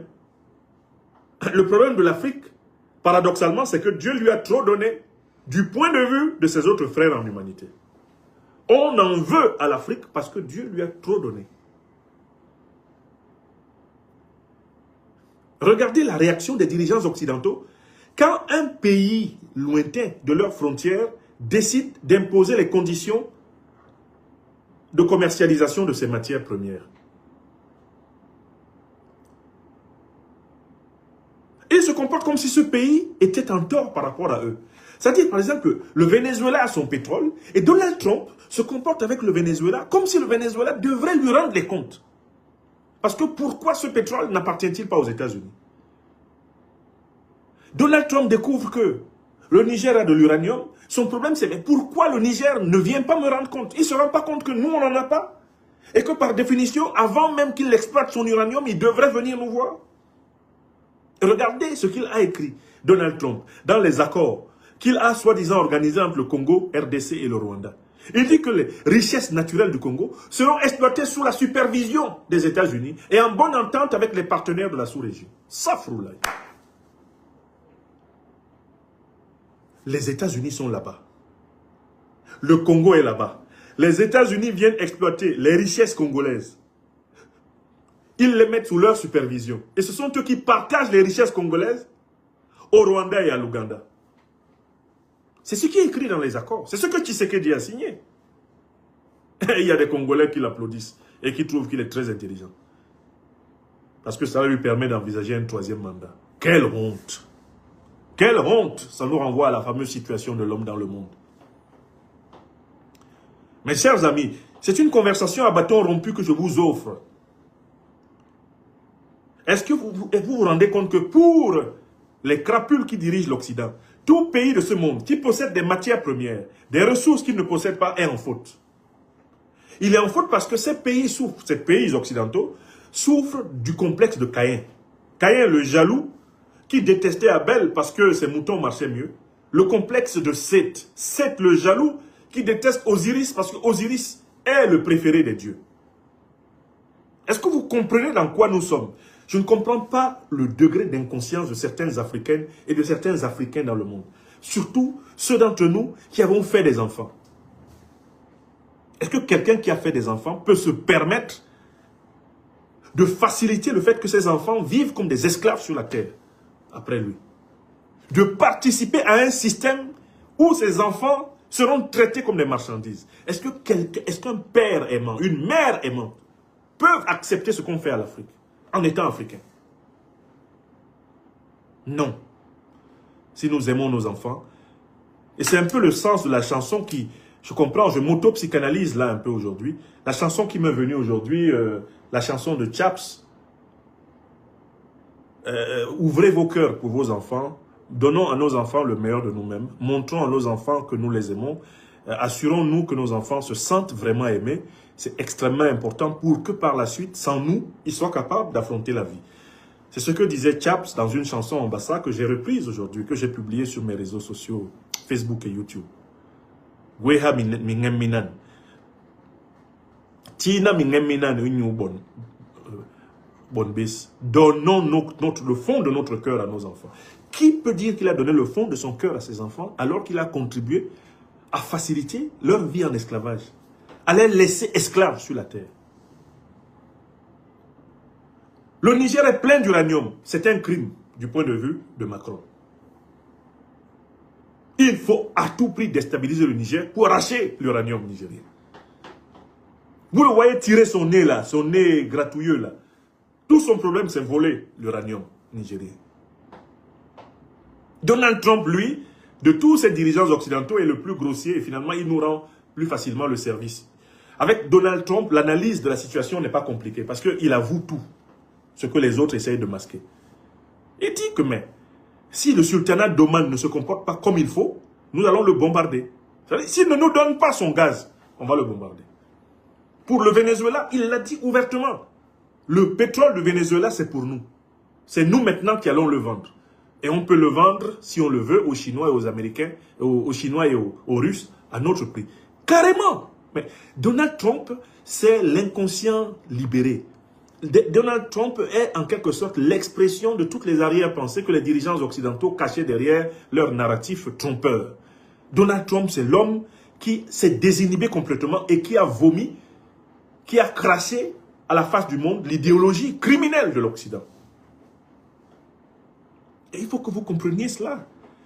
Le crime de l'Afrique, c'est que la nature l'est dotée de ce qui manque à l'Amérique, ce qui manque à l'Europe et qui manque à l'Asie. Et on transforme donc les Africains en coupables. Coupables d'exister sur une terre qui a des choses que l'Europe n'a pas, que l'Amérique n'a pas, que l'Asie n'a pas, que le Moyen-Orient n'a pas. Ah là là, les coupables! Et on traque les Africains partout sur la terre. On leur fait un statut de subalterne en Amérique, subalterne en Europe, subalterne en Asie, subalterne au Moyen-Orient. Et puis on vient aussi en Afrique maintenant pour vouloir leur imposer un statut de subalterne en Afrique. Que l'Africain soit étranger chez lui en Afrique, c'est le projet de Berlin. Ils se sont permis de diviser l'Afrique en 54 pays. Le but c'était quoi? Nous rendre étrangers chez nous. Quand moi, Malien, je me lève pour aller au Burkina, il faut que je ne sois pas chez moi. Eux, ils ont fait leur fédération. Hein. Vous traversez les États-Unis de New York à San Francisco. Hein. Vous traversez 6 fuseaux horaires. Je ne sais pas combien de fuseaux horaires. Hein. Vous êtes dans le même pays. Mais toi, tu pars de Bamako pour aller en N'Djamena. Tu es bloqué à plusieurs frontières. Et ce sont eux qui ont organisé ça. Pourquoi ont-ils tracé ces frontières? Ils les ont tracées pour empêcher les Africains d'être libres en Afrique. Ils ont tracé les frontières pour que nous soyons prisonniers chez nous. Et les pires d'entre nous, les hommes charnels, sont réfugiés derrière ces frontières pour bloquer l'émancipation du continent. Au service des plans de l'Occident. Parce que la balkanisation de l'Afrique à Berlin avait pour but d'empêcher que les Africains soient libres en Afrique. Les frontières que vous voyez là, c'est des barrières, des enclos de prisons qui ont été tracés pour nous, pour que nous on soit dedans. L'Alliance des États du Sahel l'a compris. Ils sont passés à la confédération. Maintenant, il y a un passeport confédéral. Avec le passeport confédéral, tu vas de Bamako jusqu'à... Tu traverses Ouaga, tu vas à Niamey. À l'aéroport, tu n'as plus besoin de visa, rien. Tu passes. On ne veut pas de ça. On ne veut pas de ça. On ne veut pas que les Africains soient libres en Afrique. Les Africains sont remplis dans les centres de rétention administrative au motif qu'ils n'ont pas de papier. C'est le cas partout. En Europe, en Amérique, on multiplie les lois. L'Italie se défend, l'Espagne se défend, la Suisse ne veut pas des Africains. Ok. Mais en plus, ils organisent l'Afrique de telle façon qu'elle ne veuille plus les Africains. C'est-à-dire que les Africains soient rejetés en Afrique. Et voilà comment on pourchasse les Africains. Partout en Afrique. On les pourchasse en Afrique du Sud. On les pourchasse au Gabon. On les pourchasse, bien sûr, tout naturellement, dans tout le Maghreb. Les Africains pourchassés en Afrique. Normalement, ça doit être une aberration intellectuelle. C'est quelque chose qui, normalement, ne devrait même pas avoir de sens. Mais ils ont réussi à juridiciser cela, à le transformer en système juridique. À savoir que l'Africain est traité comme un sous-homme en Afrique. Par qui? Les Africains. Qui sont au service de qui? Des Occidentaux et des Moyen-Orientaux. Rendez-vous compte que le FMI et la Banque mondiale vont même jusqu'à se mêler des politiques migratoires africaines. De dire aux Africains qui doit mettre la carte de séjour où, contre qui, quels sont les flux migratoires qui doivent être gérés. Ils conditionnalisent leur crédit à ça. La gestion de notre population. Ils font des programmes de vaccination qui sont des programmes de contrôle indirect de la croissance de notre population. Avec la complicité de nos ennemis intérieurs, les hommes matérialistes charnels africains. Alors, je conclus la deuxième partie de cette conférence. La situation de l'Afrique dans le monde, c'est d'être le continent le plus riche, et donc par conséquent le continent le plus convoité, d'être le continent le plus gâté par Dieu Tout-Puissant, par la nature suprême, mais par conséquent d'être le continent le plus attaqué. L'Afrique, c'est Abel, attaqué par Caïn, l'Occident, le Moyen-Orient. L'Afrique, c'est Seth attaqué, c'est Osiris attaqué par Seth. Retenez ces images. Et n'oubliez pas que je vous ai dit, l'Occident souffre du complexe de Caïn, que je peux encore appeler, en me référant cette fois-ci à la mythologie purement africaine, le complexe de Seth. La jalousie. L'Occident est jaloux de l'Afrique. Parce que l'Occident, normalement, a faim, puisqu'il n'a rien. Et au lieu de demander, poliment, il arrache. Depuis 600 ans. Et il ne veut pas négocier, il veut arracher. Pour les prochaines années encore. Donc, le terrorisme auquel nous avons affaire aujourd'hui en Afrique n'est pas un terrorisme nouveau. Il date notamment de la traite négrière, de la colonisation. La néocolonisation, l'impérialisme et le terrorisme qui se développent aujourd'hui sont une continuité du projet de déposséder les Africains de l'Afrique. L'Afrique sans les Africains. Alors, la question à l'origine de cette émission était la suivante. La question originelle de cette conférence était la suivante. Pourquoi y a-t-il afflux de terroristes en Afrique? Parce que certains pays africains, notamment comme ceux de l'Alliance des États du Sahel, ayant décidé de fermer le robinet du pillage des matières premières de leur territoire, les économies occidentales sont au rouge.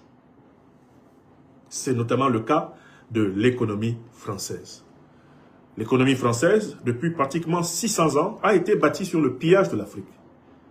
Dès lors que certains pays africains, et des plus importants, comme le Mali, le Burkina Faso et le Niger, ferment les robinets, la France entre en crise économique profonde. Pourquoi? Parce qu'elle n'a plus la possibilité de s'approprier des matières premières gratuites pour faire fonctionner son industrie. Voilà pourquoi les petites et moyennes entreprises ferment en cascade en France. Voilà pourquoi l'industrie française plonge, parce qu'elle n'est plus approvisionnée. Voilà pourquoi la France connaît ses premiers délestages électriques.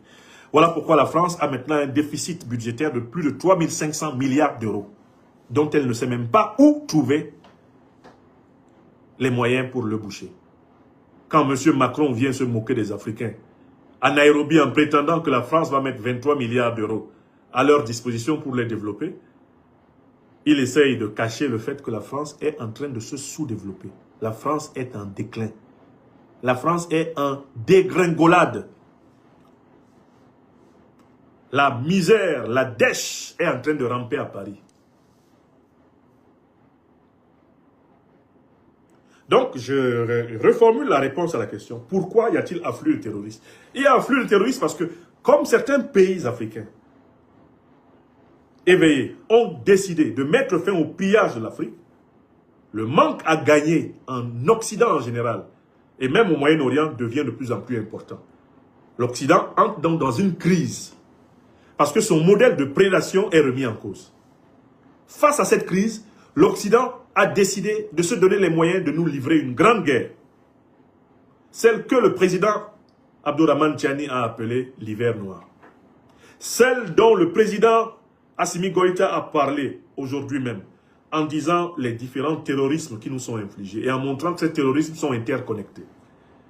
Celle dont nous avait parlé le général, le président Abdourahmane Tiani, lorsqu'il indiquait qu'on utilisait un faux islam en réalité pour une recolonisation, ayant pour but de s'approprier nos matières premières. Africaines, Africains qui écoutaient cette conférence, Européennes, Européens, Qui que vous soyez qui écoutez cette conférence, vous avez bien compris d'où vient l'augmentation du personnel terroriste. Pourquoi la France multiplie les recrutements, la formation, l'encadrement de terroristes pour attaquer l'Afrique. Vous avez compris. Vous avez compris pourquoi l'Ukraine, qui est un sous-fifre de l'OTAN, multiplie des envois de terroristes en Afrique. Vous avez compris que tout cela se fait sous la bienveillance des États-Unis d'Amérique, qui couvrent toutes ces opérations d'invasion, qui voient parfaitement dans leurs satellites comment Paris, l'Ukraine, forment les groupes du JNIM, les groupes du FLA, comment les équipes occidentales infiltrent le territoire africain de groupes chargés de la déstabiliser, cette Afrique. Il faut que ce soit clair pour vous. Et je vous demande de l'expliquer aussi clairement à la maison, à vos enfants. De l'expliquer à vos conjoints. De l'expliquer à vos voisins. De l'expliquer à vos concitoyens. De l'expliquer à vos collègues. Africaines, Africains, où que vous soyez dans le monde, soyez les ambassadeurs de ce message. L'Afrique est consciente qu'elle n'est pas victime d'une guerre religieuse. L'Afrique est consciente qu'elle est victime d'un plan ourdi par la coalition militaro-politique de l'OTAN et ses sous-fifres que sont l'Union européenne, la France, les monarchies criminelles du Moyen-Orient, lesquelles instrumentalisent les hommes et les dirigeants africains, eh bien, charnels, contre l'Afrique. Voilà la condition dans laquelle nous sommes aujourd'hui. Par conséquent, l'Afrique doit se refonder sur une vision spiritualiste de l'homme. Nous devons remettre la vision spiritualiste traditionnelle africaine au cœur de l'éducation des enfants en Afrique. De la maternelle à l'université, nous devons restituer aux enfants la conscience de l'humilité de l'homme et de la grandeur de Dieu. Ça doit être l'axe d'orientation de l'éducation africaine. Sortir les générations du règne de la quantité.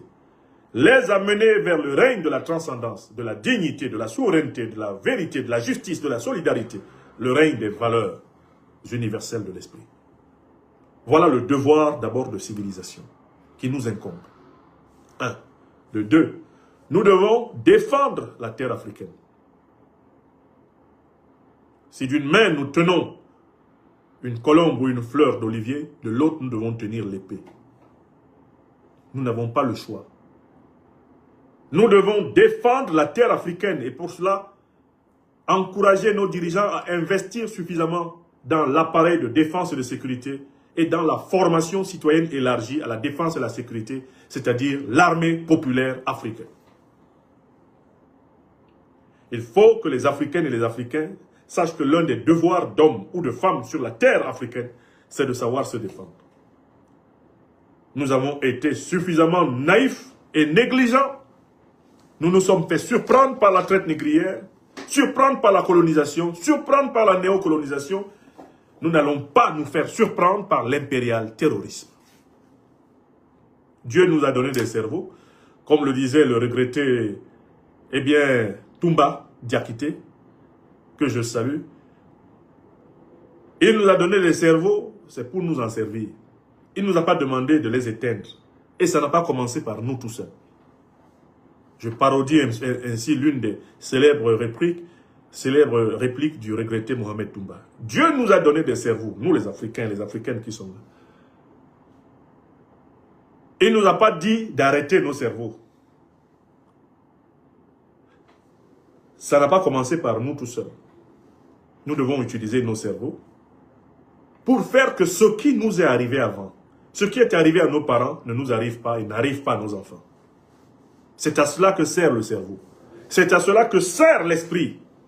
L'esprit qui doit dominer la matière. C'est par le travail de la réflexion, de l'action réfléchie.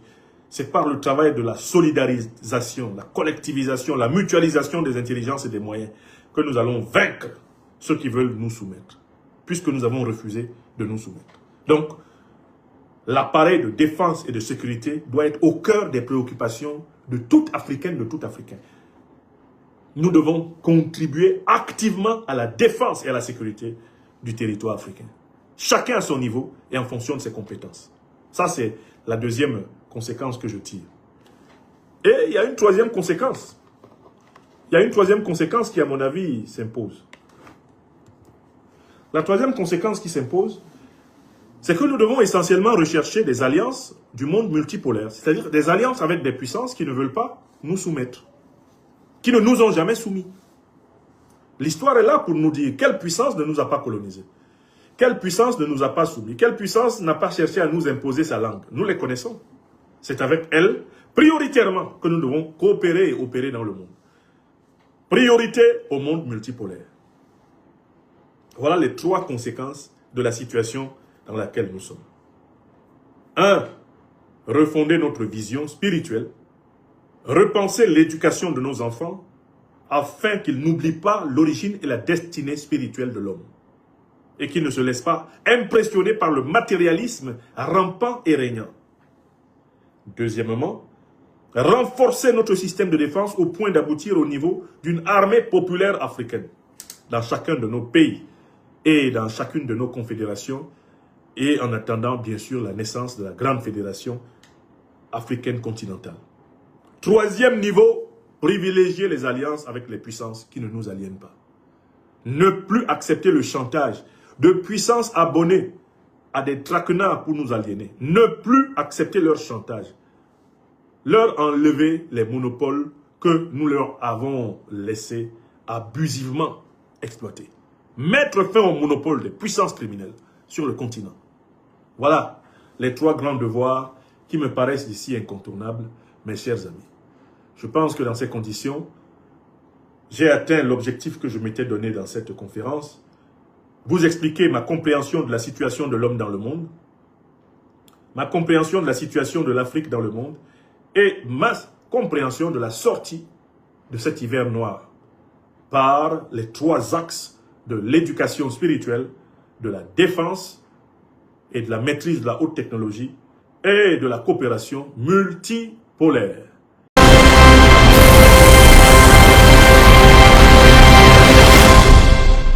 Ok, je pense que nous sommes arrivés à la fin de notre vidéo. C'était votre gars Tony. Et surtout, essayez de liker et d'abonnez-vous. Et n'oubliez pas d'activer la cloche de notification pour ne rien louper de nouvelles vidéos à venir. On est ensemble. Ciao.